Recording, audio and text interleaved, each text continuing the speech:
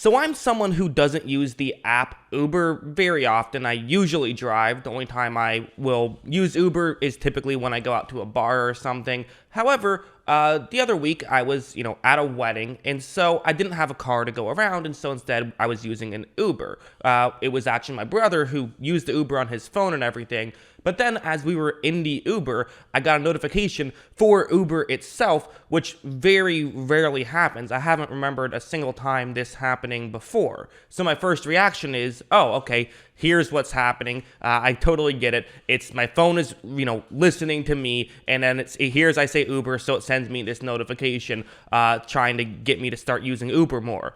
That's a very natural reaction, I think, to have there. It's not exactly true, though. Just because this happened doesn't mean that it's because my phone was listening to me. Now, it might be, but it's not inherently because of that. The phenomenon I'm referring to here is called the Baader-Meinhof, I believe is how you pronounce it, phenomenon, also better known as frequency bias. And it's a very real thing, especially when talking about sports. There's some very real examples that you can give that actually is the case, and we'll get into it in just a second. The phenomenon was noticed by a man named Terry Mullen. In 1944, he wrote a letter to a newspaper column in which he mentioned that he had first heard of the Baader-Meinhof group, and shortly thereafter, he coincidentally came across the term from another source. After this story was published, a ton of other readers also had similar things happen in which the phenomenon occurred. A good example of how this phenomenon works is, let's say you're someone who recently, let's say you get a real job, you kind of worked in, fast food all your life or whatever, and not to say that that's not a real job, but, you get a, more traditional, white-collar job where you're making some more money, and then you have some money to spend, and you say, I'm going to get into sneaker collecting. I've always kind of liked sneakers from afar, but now I'm really going to get into it. Ever since you do that, you notice, take a pick of what shoe, maybe say a pair of Jordan 1s that you really like and that you bought. You notice a lot of other people also have that pair.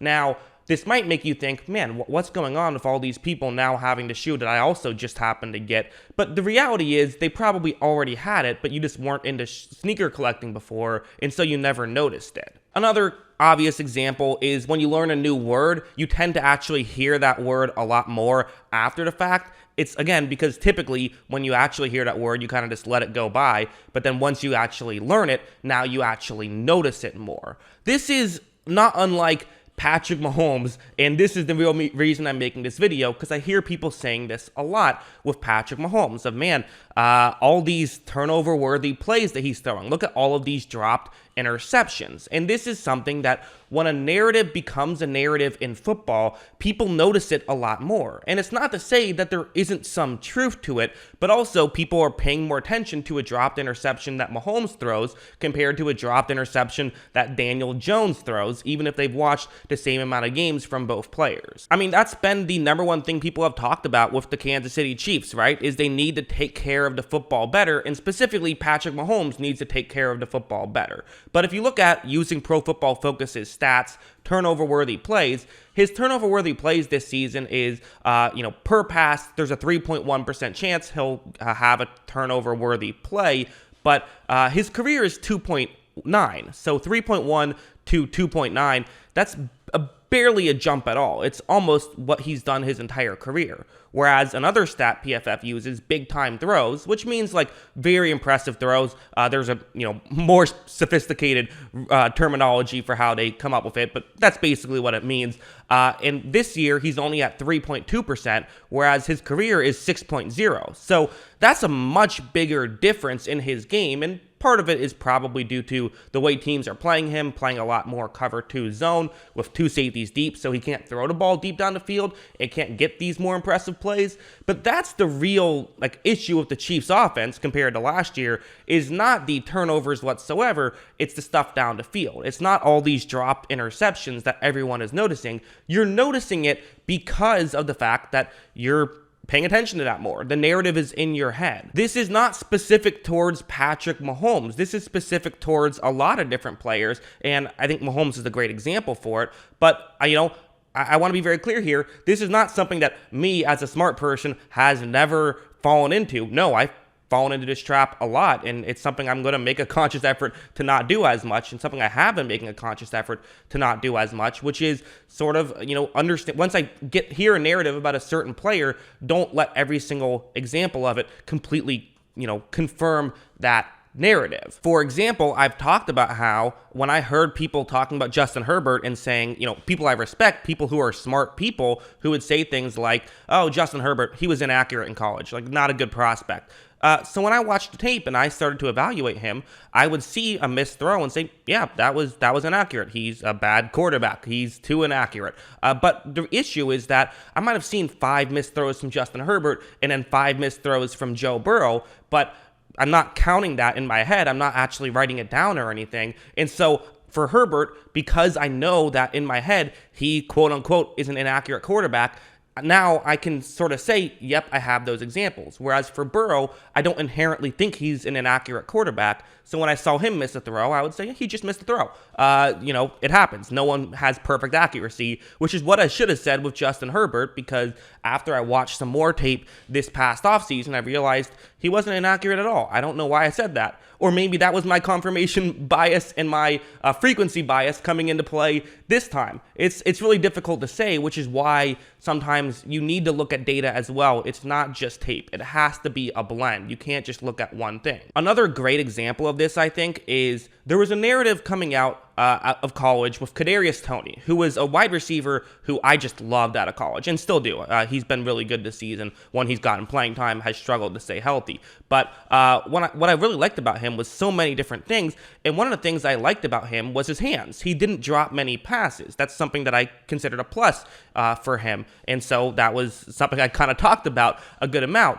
And then weirdly, I kept hearing, well, Cadarius Toney, he does have to clean up the drop issues. And I was confused by this. Just to set the stage for myself for a second, I don't watch college football. I guess I should say I'm not a fan of college football. I do watch college football when I evaluate players. To me, it's more of just the fun of college football for me is seeing which players are going to go into the NFL. So that's the enjoyment, and I don't really watch any college football until the season has ended. So for Cadarius Toney, I didn't listen to any commentaries. I was listening to a podcast or something, watching Cadarius Toney. I saw him, in my opinion, drop under the amount that I expect a receiver to drop, and then that was it.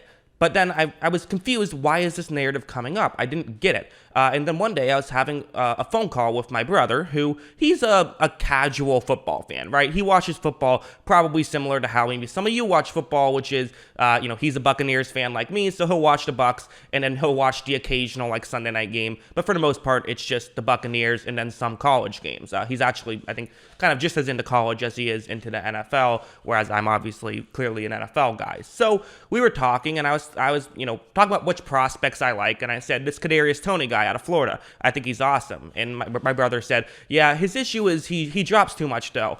And I was just kind of thinking okay, I know you don't listen to that much media and stuff, so why do you have this in your head? And he said, it's oh, well, I could be wrong because I've only watched a couple of his games, but in the big games, he had some drop issues. And that's when it hit me. So he had a couple of big drops in some big games, and that's where the narrative became. Then when people watched his entire tape, they would see the drops, and again, they're not being biased, they're not wrong, and this is stuff that I do all the time. We literally all do this. But you watch Cadarius Toney's tape from start to finish, he will drop some passes like every receiver will, and when you have the idea in your head that he has drop issues, it helps color that, and it matters more than if someone who didn't have a narrative dropped just as many passes. It's a very interesting thing, in my opinion. So, what do we do with this information, right? What is our conclusion? If we all have this in our head, what do we do about it? To me, there is no way out, basically. There's no way you can sit here and say, I don't have frequency bias in my head. I'm aware of it, so it doesn't exist. The reality is, all you can do is be aware of it, and all you can do is constantly challenge and make sure you're not letting frequency bias get into your head when you talk about these things. A great way to do that is to constantly be looking at data, because once you get something in your head, confirmation bias is a very similar thing, but slightly different. But that's another example of once you get a narrative in your head, you can find ways to believe that narrative, and it's not through being unethical in the way you're coming about it. It's not through like being wrong or lying or anything like that. It's legitimately what you see. I can guarantee you that I've done this at some point this season, probably multiple points this season, where I already have something in my head, and so then when I see it on tape, even if it's not a ton of examples, probably with Tua I've done it a little bit. Oh, he has a noodle arm, and I probably maybe been a bit too hard on him at times.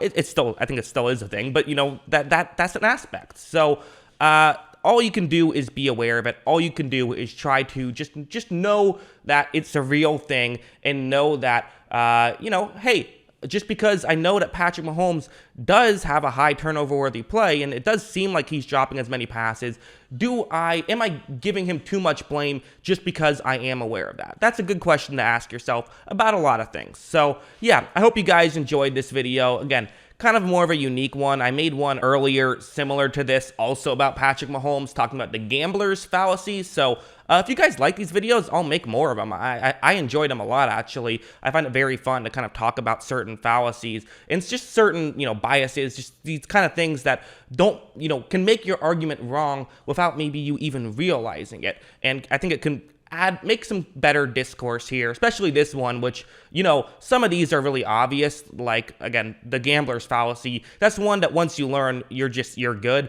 The frequency bias one's really difficult, actually, but it's very fascinating because, there's no way to get it down to zero. All you can do is try to be aware of it. So yeah, hope you guys enjoyed this video, and of course, as always, thanks for watching.